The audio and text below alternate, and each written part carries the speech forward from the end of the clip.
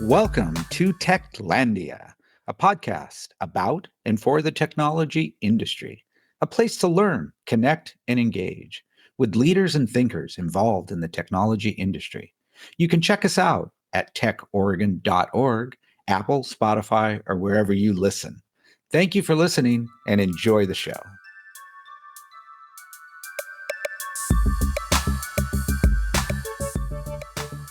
I'm excited to kick off our latest episode of Techlandia, this one with Mike Ulin, who's the CTO and co-founder of Paxton AI, an exciting new company in the legal tech market.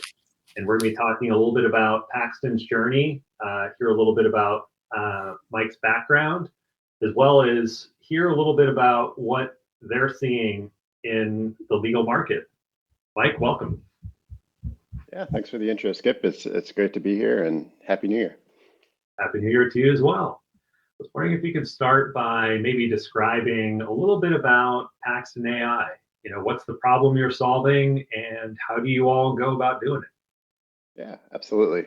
So Paxton AI, we're a new legal tech company founded last year in 2023. Paxton is a generative AI legal assistant for attorneys.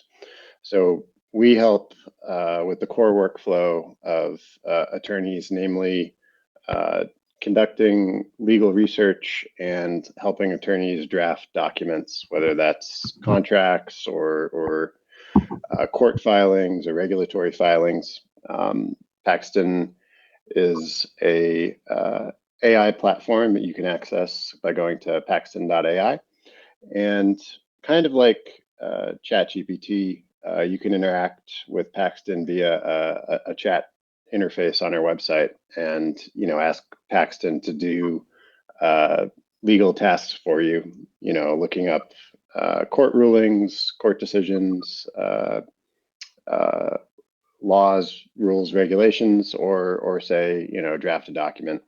And I think what sets us apart from other companies and other AI tools is that we're purpose-built explicitly for lawyers, and we've built our AI assistant on top of a legal database of about 200 million documents. So we can actually, when we generate an answer or document, cite back to the original source material so that you can have that trust and verify the information.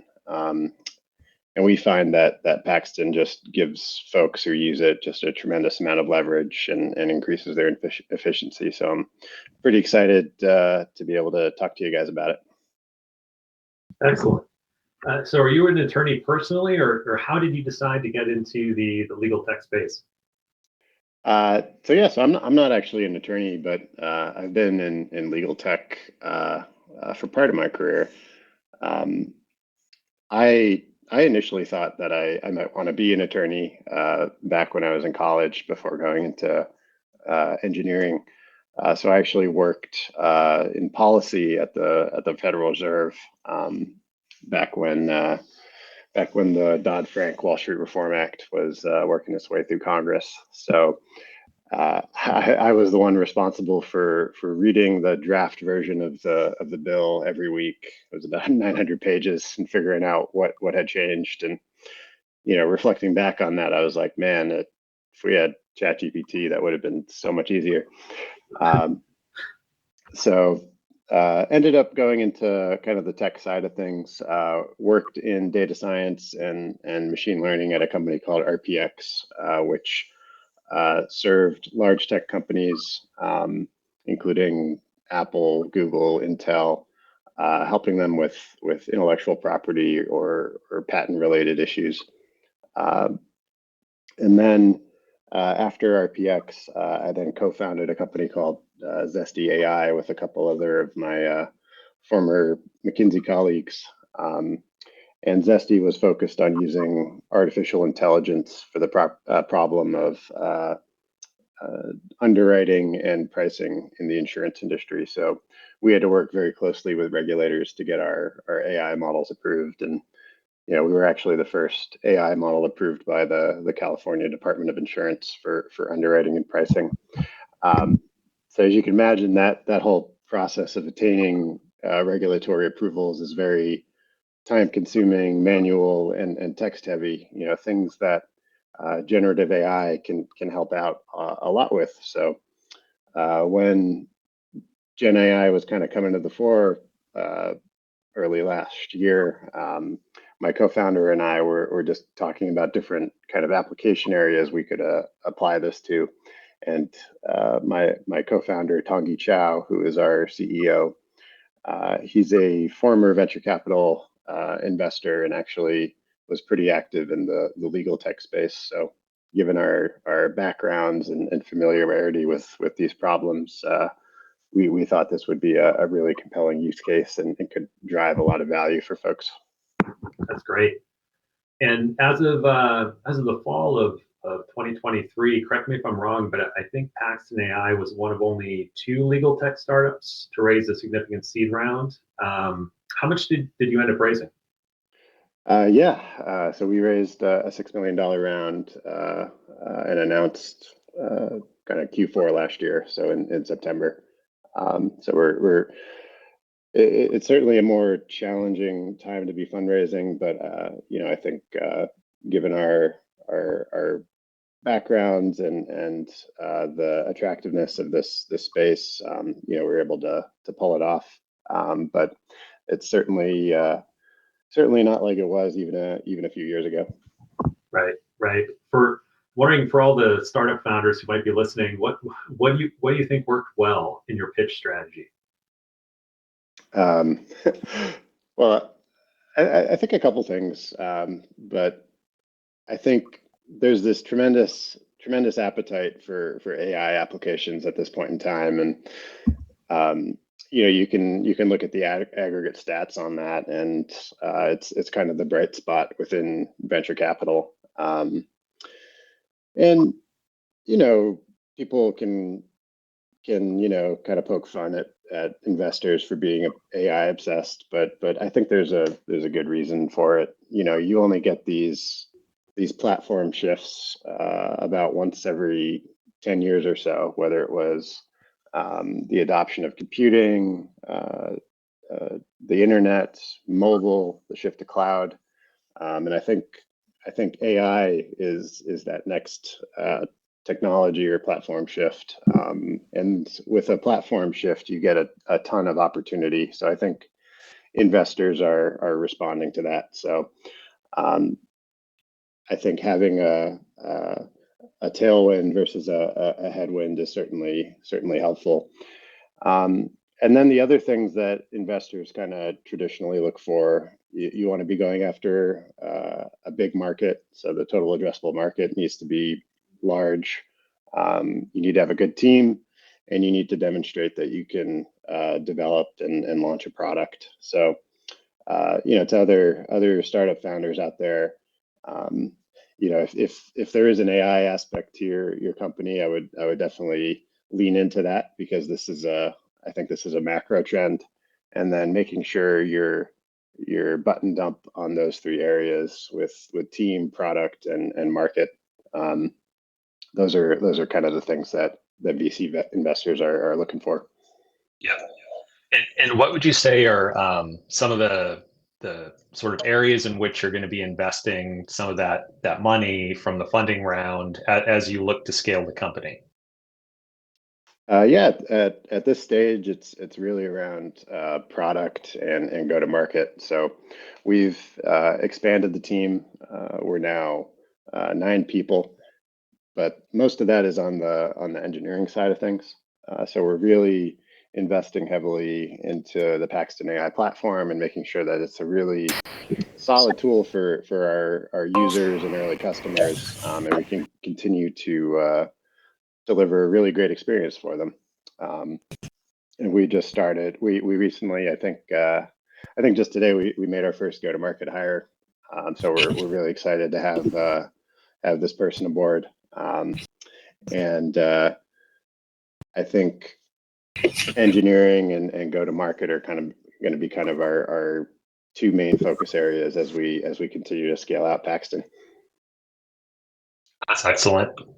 I see you guys on LinkedIn all over the place, some local press coverage. I'm wondering, as you look at sort of where you're trying to gain visibility in certain markets around the US, are you targeting certain outlets or publications? This is one thing that I think is top of mind for a lot of startups who are focused on go to market is, how to, in a targeted way, raise the visibility you need to in the right audiences.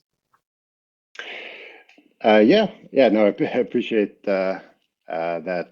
Appreciate the acknowledgement. It's something we put a lot of effort into here at Paxton, and I think it can be a common pitfall for new entrepreneurs.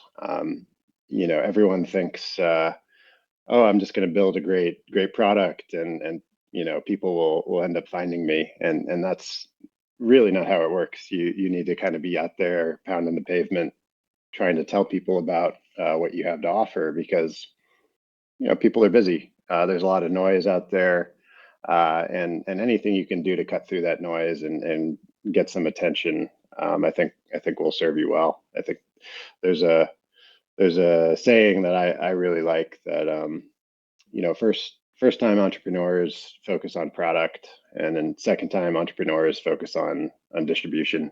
So make sure you're getting the word out and trying to be active on that front. And I love that saying. It's now recorded. We're going to be sharing this widely. Good. I also hear you all are up for some awards. Has that been part of your strategy too? Is kind of getting in front of different organizations that are influential in your market? Yeah, absolutely. It's something that we made sure that we did at my last startup, Zesty AI, which was establish good relationships with analyst firms, with the press, especially industry press. And in the case of Zesty, that was the insurance industry news, and with Paxton, it's the legal industry. So we're actually a finalist for Law.com's Legal Week for new legal company of the year. So hopefully that's going to be coming up at the end of the month in New York. So hopefully we do well there.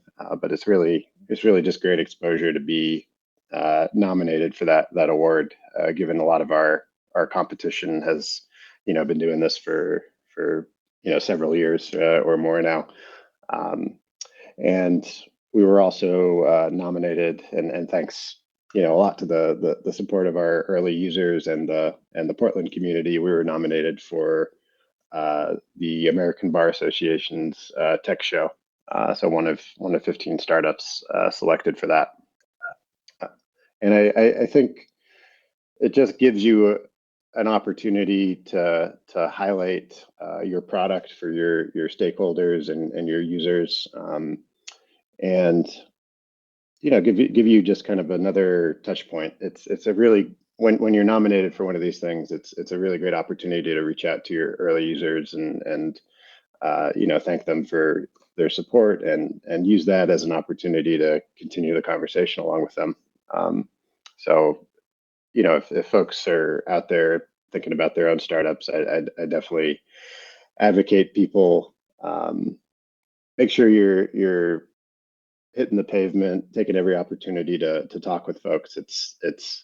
It's really important, because you're just kind of this tiny organization, and you have to stand out amongst all the other things people have going on in their lives. That's a really good point. And I'd be remiss if I didn't put in a plug for the Oregon Technology Awards coming up May 6th. And we'll be calling for interest from local companies. Hope you will consider applying as well. Absolutely. We submitted our application, I think, the first day we could. Fantastic. That's awesome. So I wanted to shift gears here a little bit and talk about some of your future product plans. I saw recently, I think, that you launched a new legal drafting tool. So I wondering if you could tell me more about kind of what you're excited about on the horizon. Absolutely.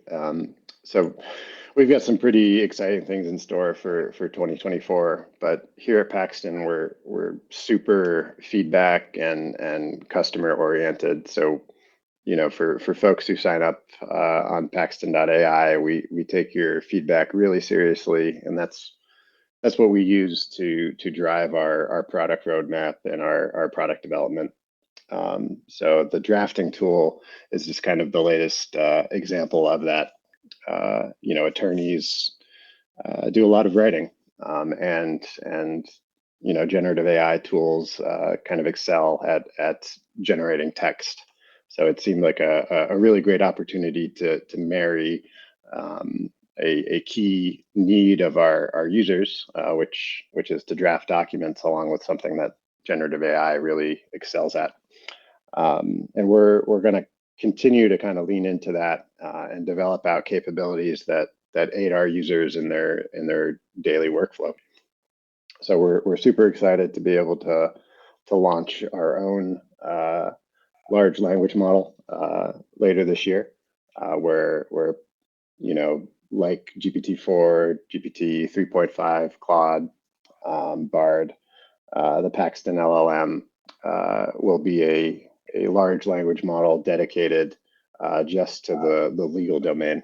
And I think, we've seen within other domains like finance or, insurance at my past companies, SD, specialist AI models can really excel at a given domain versus more generalist models that try to do everything.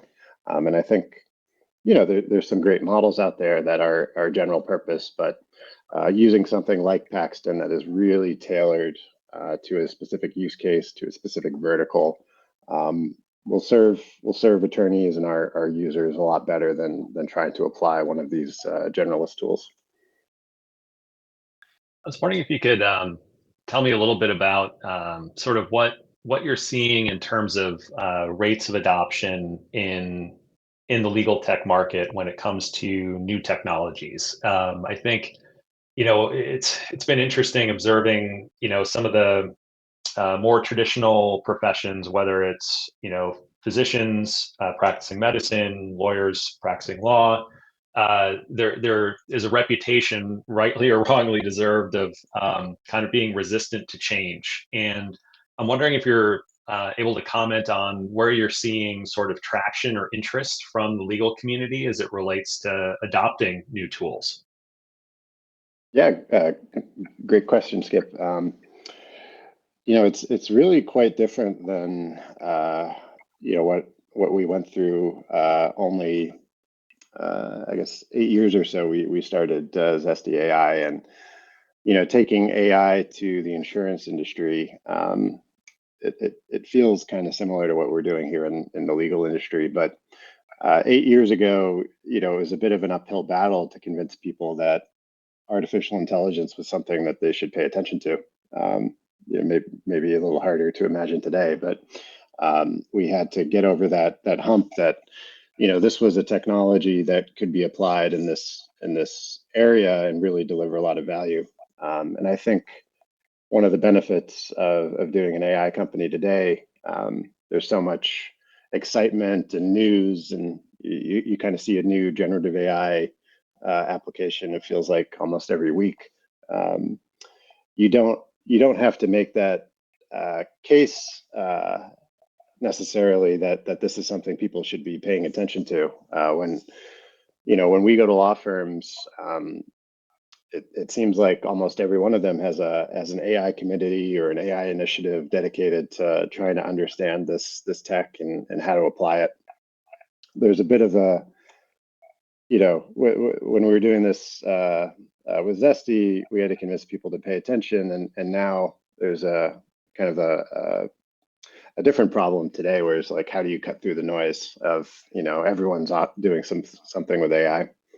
So I think we've been a beneficiary of that for sure.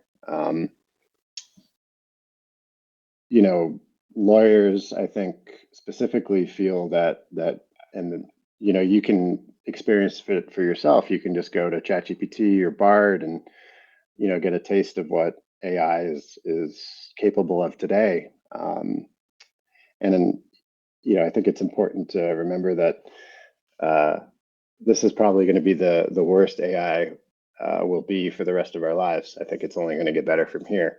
But I think for attorneys whose jobs are really really focused on drafting and writing, they can really feel that this is going to impact them. So there's been a lot of excitement and a lot of folks trying to understand what this means for them in the legal space.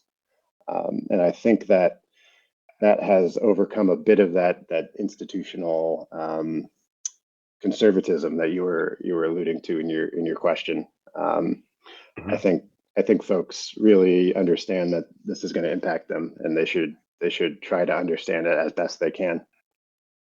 The interesting observation you made about like OpenAI and ChatGPT and the sort of ubiquitousness of it in terms of its adoption and use by just the general population. And when you think about B2B related new technology that's being offered up, oftentimes it's like, well, I just don't understand the technology, or there's a disconnect between the technology and its application to someone's workflow or their day to day.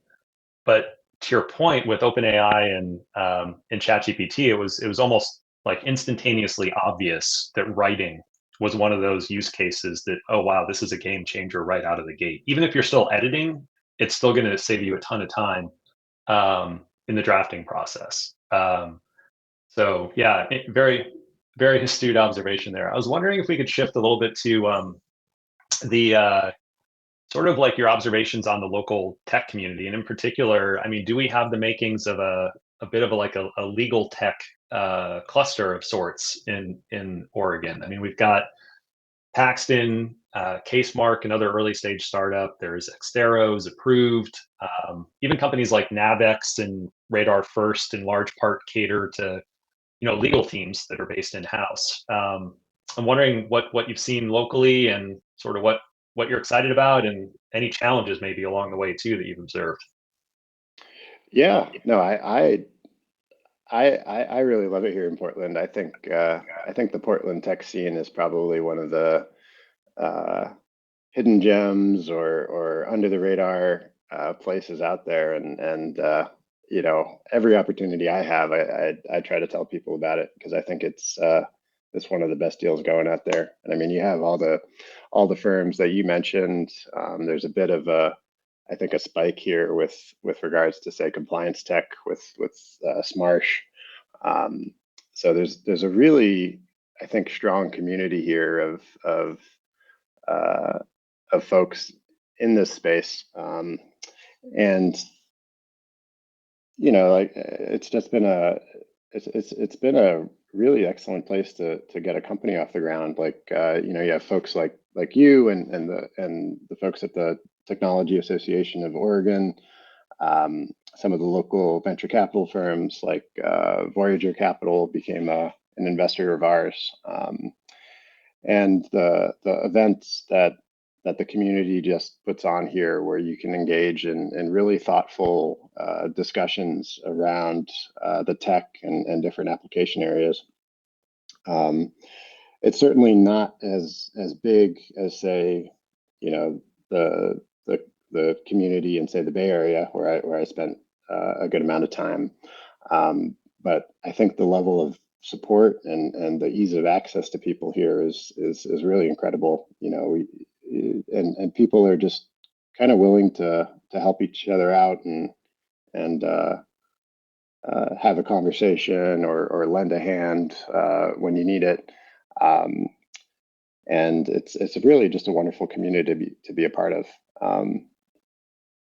The other kind of intrinsics of Portland, I mean, you have easy access to the West Coast. It's got a lower cost of living than a lot of the other West Coast cities. So I'm super excited about the Portland tech scene and area. I think it's got a lot going for it, and I think more and more people will start to wake up to it.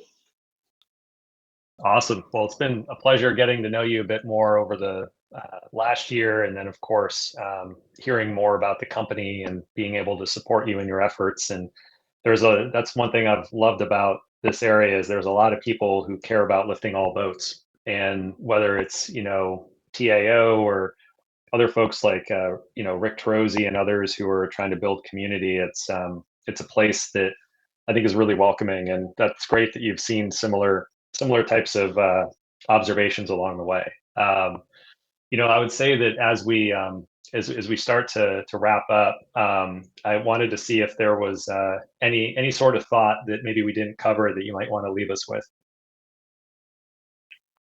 No, yeah, I really appreciate the conversation, Skip, and all the support that you and the local community have provided. It's just been it's been wonderful and really heartening.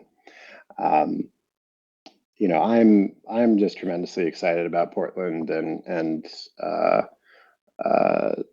the AI space more broadly. I think it's just a tremendously exciting time to be involved with both. So I would encourage people who are listening to just really, give AI a try, give ChatGPT or specialist tools to your industry a try, like Paxton. Like it really feels to me like we're on the cusp of something akin to the next internet or the next, say, shift to mobile.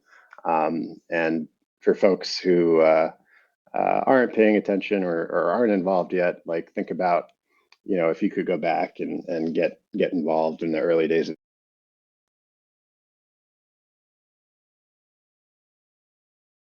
Awesome. Well, thank you, Mike, again for taking the time to spend with us and share a little bit of your thoughts around both the company, your journey, and our broader ecosystem here. It's been a real pleasure. Thank you. Yeah, likewise, Skip. Appreciate you having me on.